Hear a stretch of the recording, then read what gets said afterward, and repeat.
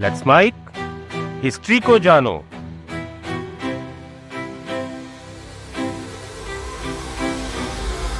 साल 1911 में अमेरिका की येल यूनिवर्सिटी के एक प्रोफेसर और एक्सप्लोरर हायरम बिंगम पेरू के जंगलों में भटक रहे थे। वो असल में विल्का बाम्बा नाम के एक दूसरे खोए हुए शहर की तलाश में थे। यह शहर इंका एम्पायर का हिस्सा था, लेकिन 24 जुलाई 1911 को एक लोकल किसान ने बिंगम को एक दूसरे शहर माचू पिच्चू का रास्ता दिखा दिया। ये वही शहर है जिसकी कहानी अभी आपको पता चलने वाली है। जब बिंगम पहाड़ की चोटी पर पहुंचे तो उन्होंने जो देखा वो दंग रह गए उसे देखकर। घनी झाड़ियों के बीच ग्रेनाइट की शानदार इमारतें छिपी थी।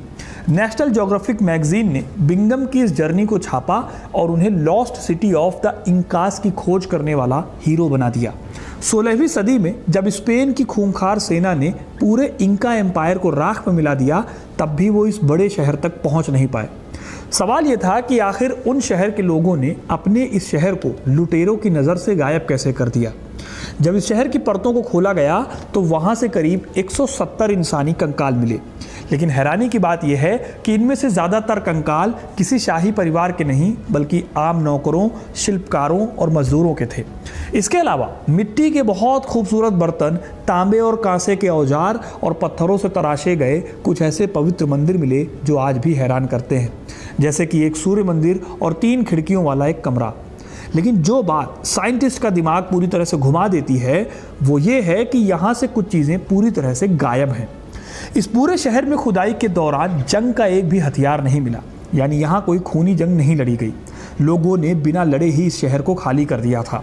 सबसे चौंकाने वाली बात, इंका एम्पायर जो पूरी दुनिया में अपने बेहिसाब सोने के लिए जाना जाता था, इस पूरे माचू पिच्चू शहर से सोने का एक भी टुकड़ा नहीं मिला। क्या वो लोग शहर को वीरान छोड़ने से पहले अपना सारा खजाना अपने साथ ले गए थे, या फिर स्पेनिश लुटेरों से बचाने के लिए उसे कहीं और दफना दिया गया था? ये खालीपन इस शहर को ऐसी मिस्ट्री बना देता है जिसे समझने के लिए हमें उस दौर में जाना होगा जब इस शहर की पहली ईंट रखी गई। दोस्तों, हिस्ट्री कनेक्ट अब स्पॉटिफाई पर भी है। आप डिस्क्रिप्शन में दिए गए लिंक पर क्लिक करके हमारी वीडियोस को, हमारे शो को वहाँ पे एंजॉय कर सकते हैं। आपके एक फॉलो से हमें बहुत हेल्प मिलेगी, सो प्लीज़ जाइए, चेकआउट कीजिए हमारे हिस्ट्री कनेक्ट पॉडकास्ट को। धन्यवाद। 15वीं सदी की शुरुआत का वक्त था। साउथ अमेरिका में इंका साम्राज्य तेजी से अपने पैर पसार रहा था। ये एक ऐसा दौर था जब यूरोप में रेनेसा यानी पुनर्जागरण की शुरुआत हो रही थी, लेकिन इंका लोग दुनिया से बिल्कुल कटे हुए थे। उनके सम्राट पाचुकुटी एक ऐसा निर्माण चाहते थे जो सिर्फ रहने की जगह ना हो।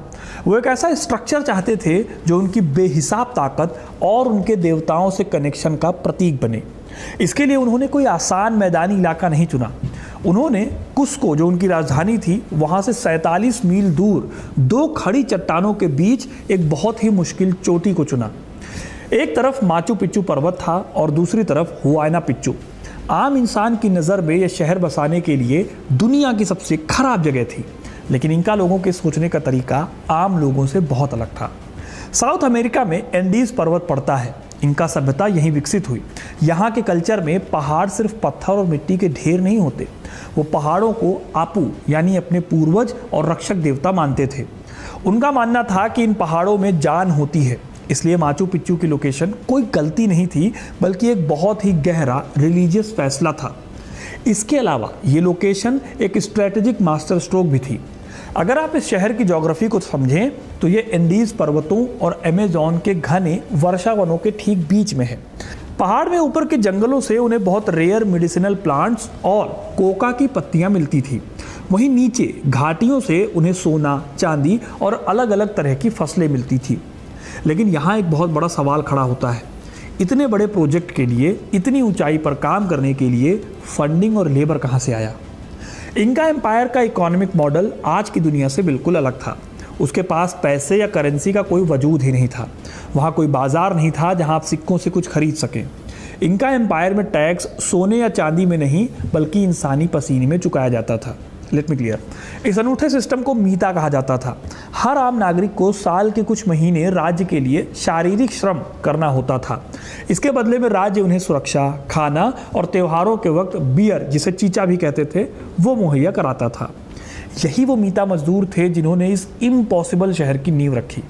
ज़रा सोचिए उन मज़दूरों के बारे में। उनके पास ना तो लोहे के औजार थे, ना पहिए थे और ना ही कोई जानवर जो भारी वज़न उठा सके।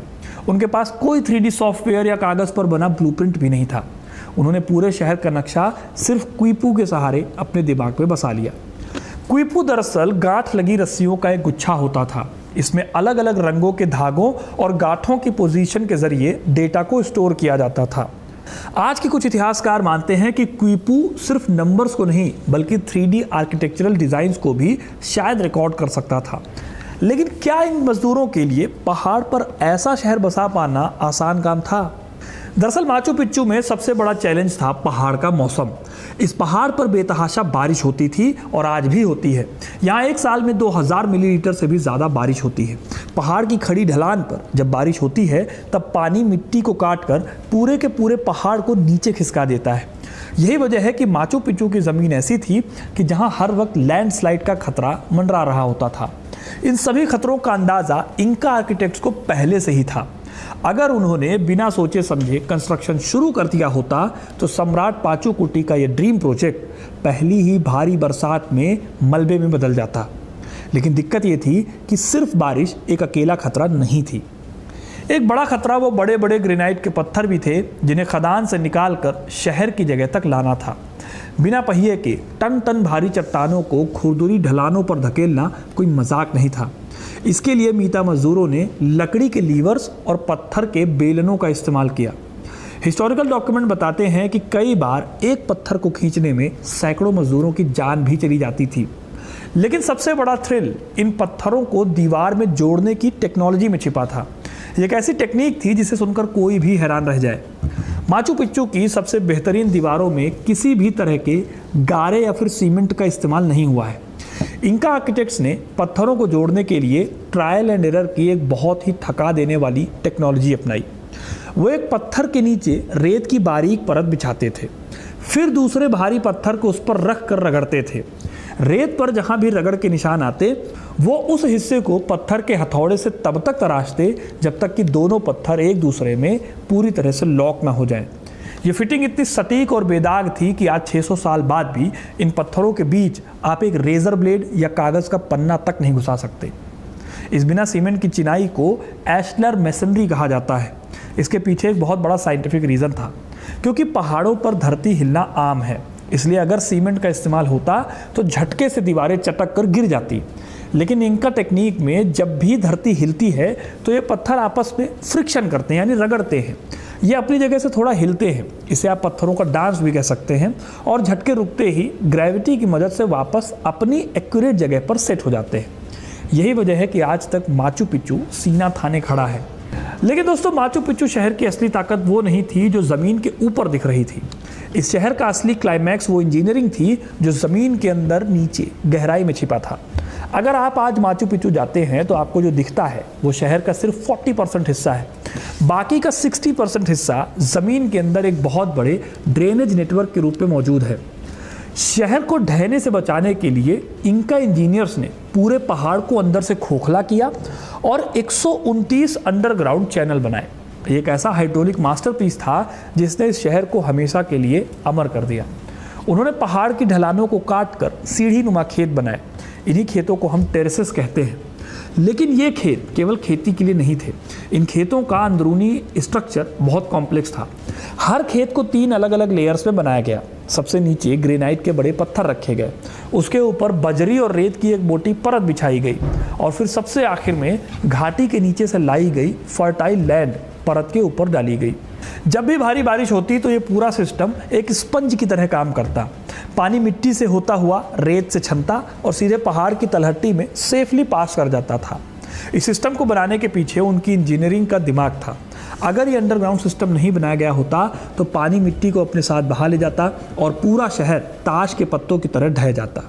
इस तरह शहर को इंजीनियर्स ने मजबूत बना दिया। लेकिन वो अभी भी इतने पर नहीं रुके। माचू पिच्चू शहर के खेत भी उनके लिए एग्रीकल्चरल लैब भी थे। इस शहर के पॉलन ग्रेन या पराग कणों की आज की जांच से पता चलता है कि यहाँ इनका लोग अलग अलग हाइट पर मक्का और क्विनवा की नई प्रजातियों को उगाने का एक्सपेरिमेंट करते थे। वो देखना चाहते थे कि कौन सी फसल किस माइक्रो क्लाइमेट में सबसे बेहतर फसल देती है। जंगल और पहाड़ के पौधों को एक नई क्लाइमेट में ढालने की ये शानदार साइंटिफिक कोशिश थी। अब पानी से बचने का इंतजाम तो हो गया, लेकिन रोजमर्रा के पीने के पानी का क्या? इसके लिए इंका इंजीनियर्स ने माचू पिच्चू पर्वत के उत्तर में एक नेचुरल वाटर सोर्स ढूंढा। वहां से उन्होंने 749 मीटर लंबी एक पत्थर की नहर बनाई। इस नहर की ढलान को जानबूझकर 2 से 5% के बीच रखा गया। वो चाहते तो पानी को तेजी से नीचे ला सकते थे, लेकिन वो जानते थे कि तेज बहाव से शहर की दीवारों को नुकसान होगा। ये पानी शहर के बीचों बीच बने 16 बहुत ही पवित्र फव्वारों तक एकदम कंट्रोल्ड स्पीड में पहुंचता था। इससे आप ये भी अंदाज़ा लगा सकते हैं कि पानी की नेचर और पानी की ताकत को लेकर इन लोगों की समझ कितनी गहरी रही होगी। अब इस तरह से आप देखो तो माचू पिच्चू का ये शहर बहुत ही एडवांस था और इसे काफ़ी सोच समझकर बड़ी मेहनत से बनाया गया। लेकिन अभी एक और ट्विस्ट था जो इस शहर का इंतज़ार कर रहा था। साल 1532 के आसपास दक्षिण अमेरिका के तटों पर कुछ अजनबी जहाज दिखाई दिए। ये स्पेनिश अटैकर्स थे। ये लोग हथियारों और लोहे के कवच से लैस होकर सोने की तलाश में आए थे। उनके पास बंदूकें थीं और घोड़े थे। इंका लोगों ने ये चीज़ें पहले कभी नहीं देखी थी। उनके लिए एक नई दुनिया थी। लेकिन स्पेनिश लोगों के इन हथियारों से भी बड़ी चीज़ उन जहाज़ों से आई थी। ये स्पेनिश लड़ाके अपने साथ चेचक लेकर आए थे, यानी स्मॉल पॉक्स की बीमारी। ये बीमारी इतनी खतरनाक थी कि इंका एम्पायर की राजधानी कुस्को पहुंचने से पहले ही ये महामारी एंडीज़ के पहाड़ों में आग की तरह फैल गई। हजारों इंका लोग इस अनजान बीमारी का शिकार हो गए। इसमें उनके तत्कालीन सम्राट और साम्राज्य का अगला वारिस भी शामिल थे। इस एक बीमारी ने साम्राज्य में सत्ता के लिए गृह युद्ध यानी सिविल वॉर छेड़ दिया। इसी अफरा तफरी और पतन के बीच माना जाता है कि माचू पिच्चू को भी लोगों ने धीरे धीरे छोड़ दिया। लेकिन माचू पिच्चू की सबसे बड़ी किस्मत ये रही कि स्पेनिश सेना कभी इस दुर्गम चोटी तक पहुंच ही नहीं पाई। अगर वो यहाँ पहुंच जाते तो इस शहर के सोने को लूट लेते और इन शानदार मंदिरों को तोड़कर यहाँ चर्च बना देते, जैसा उन्होंने बाकी इंका शहरों के साथ किया। चूंकि स्पेनिश यहाँ नहीं पहुंचे, इसलिए माचू पिच्चू इंसानों की तबाही से बच गया। टाइम के साथ इस अबेंडन्ड शहर को नेचर ने अपने प्रोटेक्शन में ले लिया। अमेज़न के जंगलों में बनी घनी वेजिटेशन ने इस शहर को पूरी तरह से ढक लिया और ये शहर जैसे हमेशा के लिए गायब हो गया। सदियां बीत गई और ये शहर सिर्फ लोकल क्वेशुआ किसानों की कहानियों में जिंदा रहा। इसी जगह से एक मिथक का भी जन्म हुआ। यह ऐसा मिथक था जिसने पूरी दुनिया की नज़रों में माचू पिच्चू की कहानी को एक हॉलीवुड फिल्म जैसा बना दिया।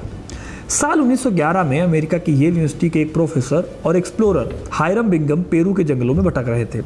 वीडियो की शुरुआत में मैंने आपको बताया था कि कैसे साल 1911 में अमेरिका के येल यूनिवर्सिटी के एक प्रोफेसर और एक्सप्लोरर हायरम बिंगम इस शहर को ढूंढते हैं। लेकिन दोस्तों 24 जुलाई 1911 को जब उन्होंने उस पहाड़ की चोटी पर कदम रखा तो वो पहले ऐसे व्यक्ति नहीं थे। घनी झाड़ियों के बीच ग्रेनाइट की शानदार इमारतें छिपी थी। नेशनल ज्योग्राफिक मैगजीन ने भले ही बिंगम की इस यात्रा को छापकर उन्हें लॉस्ट सिटी ऑफ द इंकास की खोज करने वाला हीरो बना दिया, लेकिन सच्चाई इससे कोसों दूर थी। रियलिटी ये है कि हायरम बिंगम ने कुछ भी नया नहीं खोजा था। जब वो उस पहाड़ की चोटी पर पहुंचे तो वहां उन्होंने देखा कि वो ज़मीन वीरान नहीं थी। वहां 3 लोकल किसान परिवार उन्हीं पुरानी इंका सीढ़ी नुमा खेतों में मज़े से अपनी फसलें उगा रहे थे। वो लोग सालों से उन खंडहरों के बीच रह रहे थे। और तो और बिंगम से भी 9 साल पहले 1902 में एक पेरुवियन किसान ऑगस्टिन लिजार्गा ने वहां जाकर एक पत्थर पर कोयले से अपना नाम और तारीख लिख दी थी। बिंगम ने खुद अपनी शुरुआती डायरीज में इसका जिक्र किया, लेकिन बाद में अपनी हीरो वाली इमेज चमकाने के लिए उन्होंने इस बात को दबा दिया। अक्सर ताकतवर और पढ़े लिखे लोग अपने हिसाब से इतिहास को गढ़ लेते हैं। लोकल लोगों ने हालांकि कभी भी माचू पिच्चू को खोया ही नहीं था, बस वेस्टर्न दुनिया को इसके बारे में पता नहीं था। खैर, बिंगम की इस पब्लिसिटी ने एक काम ज़रूर किया, पूरी दुनिया के साइंटिस्ट और हिस्टोरियंस का ध्यान इस शहर की तरफ खिंच गया। लेकिन जैसे जैसे रिसर्च आगे बढ़ी, एक नई और गहरी कोल्ड वॉर शुरू हो गई। ये बहस थी माचू पिच्चू के कंस्ट्रक्शन की टाइमलाइन को लेकर। सवाल उठा कि आखिर ये शहर कितना पुराना है। 20वीं सदी में American anthropologist John Howland row ने इस पहेली को सुलझाने की कोशिश की।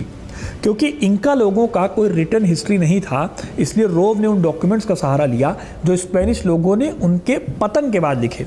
इन क्रॉनिकल्स के आधार पर रोव ने कंक्लूजन निकाला कि सम्राट पाचुकुटी ने 1438 के आसपास अपने एम्पायर का विस्तार शुरू किया था। इसीलिए माचू पिच्चू का निर्माण 1450 के दशक में शुरू हुआ होगा, ऐसा इन लोगों ने माना। कई डेकेड्स तक, 10 से 20 सालों तक दुनिया भर की यूनिवर्सिटीज़ और इतिहास की किताबों में यही टाइमलाइन एक परम सत्य की तरह पढ़ाई जाती रही। सब ये मान बैठे थे कि इनका एम्पायर मात्र 100 साल पुराना एक पॉलिटिकल बुलबुला जैसा था। लेकिन साल 2020 में इस पूरी टाइमलाइन में एक ऐसा मोड़ आया जिसने इतिहासकारों को अपने नोट्स बदलने पर मजबूर कर दिया। पोलैंड के आर्कियोलॉजिस्ट डोमिनिका शिस्कोस्का और अमेरिका के रिचर्ड बर्गर की टीम ने माचू पिच्चू में एक नई टेक्नोलॉजी का इस्तेमाल किया। उन्होंने इस खुदाई में ज़मीन के बहुत नीचे दबी रस्सियों, कपड़ों के टुकड़ों और मक्के के रिमेन्स को निकाला। ये वो चीज़ें थी जिन्हें इंका मजदूरों ने कंस्ट्रक्शन के शुरुआती दिनों में इस्तेमाल किया था। इन रिमेन्स को मॉडर्न लैब में ले जाकर उनकी एक्सेलरेटर मास स्पेक्ट्रोमेट्री तकनीक से कार्बन 14 डेटिंग की गई। ये टेक्नोलॉजी बहुत ही एक्यूरेट तरीके से बताती है कि कोई बायोलॉजिकल चीज़ किस सदी में जिंदा थी। जब लैब की मशीनों से डेटा निकलकर बाहर आया तो पुरानी किताबें गलत साबित हो गई। सैंपल्स ने साबित किया कि इनका लोग माचू पिच्चू के एरिया में 1450 नहीं बल्कि कम से कम 1420 के आसपास डेवलपमेंट कर रहे थे। अब 30 साल का ये अंतर सुनने में भले ही छोटा लगे, लेकिन इतिहास के पैमाने पर एक बहुत बड़ा ट्विस्ट है। इसका सीधा मतलब ये निकलता है कि सम्राट पाचुकुटी के विजय अभियान हमारी सोच से कई दशक पहले शुरू हो चुके थे। इनका एम्पायर सिर्फ 100 साल का नहीं था। जिस सभ्यता को बहुत नया माना जाता था, उसकी जड़ें और उसका विस्तार कहीं ज़्यादा पुराना और ताकतवर निकला। इतिहासकार जो अब तक स्पेनिश डॉक्यूमेंट्स को अंतिम सत्य मान रहे थे, उन्हें समझ आ गया कि विजेताओं का लिखा इतिहास हमेशा पूरी सच्चाई नहीं बताता। आज भी दोस्तों माचू पिच्चू को लेकर इतिहास के जानकारों में दो गुट हैं। एक वो जो स्पेनिश क्रॉनिकल्स पर भरोसा करते हैं, दूसरे वो जो सिर्फ कार्बन डेटिंग और ज़मीन से निकले सबूतों को मानते हैं। ये बहस आज भी जारी है। कुछ लोग कहते हैं कि माचू पिच्चू राजा की एक विंटर स्टेट यानी सर्दियों में छुट्टियां बिताने की जगह थी। कुछ का मानना है कि ये पूरी तरह से एक धार्मिक ऑब्जर्वेटरी थी जहां से इनका लोग सूरज और तारों की गति नापते थे। शहर के सबसे ऊंचे हिस्से में एक अजीब सी मूर्ति है जिसे इंती हुआ ताना कहा जाता है। केशवा भाषा में इसका मतलब होता है सूरज को बांधने वाला खंभा। सर्दियों के सोलिस्टिस के दिन सूरज की किरणें इसके साथ एक बहुत ही परफेक्ट एंगल बनाती हैं। इसे देखकर लगता है कि मानो इनका आर्किटेक्ट्स ने पत्थर और सूरज के बीच कोई ट्रीटी की है। सूर्य मंदिर की खिड़कियां भी जून और दिसंबर के सूर्योदय को बिल्कुल सेंटर में कैप्चर करती हैं। हालांकि कुछ साइंटिस्ट मानते हैं कि ये कोई एस्ट्रोनॉमिकल वेधशाला नहीं थी, बल्कि एक धार्मिक अनुष्ठानों के लिए एक सच्चा प्राकृतिक डिज़ाइन था। अब सच जो भी हो, उनकी वास्तुकला की एक्यूरेसी आज भी आपको हैरान कर देगी। दोस्तों, माचू पिच्चू के लोगों को आज के मॉरल स्टैंडर्ड से जज नहीं कर सकते। मीता सिस्टम है में आज ज़बरदस्ती की मजदूरी लग सकता है, लेकिन उस दौर की भयानक जोग्राफिकल हालातों में बिना एक मजबूत सामूहिक जिम्मेदारी के एक ऐसी सभ्यता खड़ी ही नहीं हो सकती थी। उन्होंने नेचर का दोहन नहीं किया, बल्कि उसके साथ बैलेंस बनाया। जिस पानी से उन्हें सबसे ज़्यादा खतरा था, उसी पानी को उन्होंने अपनी ताकत बनाया। आखिर में दोस्तों, माचू पिच्चू सिर्फ एक राजा के अहंकार की कहानी नहीं है, ये उन हज़ारों गुमनाम मजदूरों की कहानी भी है जिन्होंने अपनी आने वाली पीढ़ियों के लिए बिना किसी मॉडर्न टेक्नोलॉजी के बादलों के बीच में एक दुनिया बसाई। तो दोस्तों, ये थी कहानी माचू पिच्चू की। आपको ये कहानी कैसी लगी कमेंट करके ज़रूर बताइए। वीडियो को लाइक और शेयर करना ना भूलें और इस इंटरेस्टिंग कहानियों के लिए, इतिहास से जुड़े रहने के लिए हिस्ट्री कनेक्ट को सब्सक्राइब ज़रूर करें। बहुत बहुत धन्यवाद।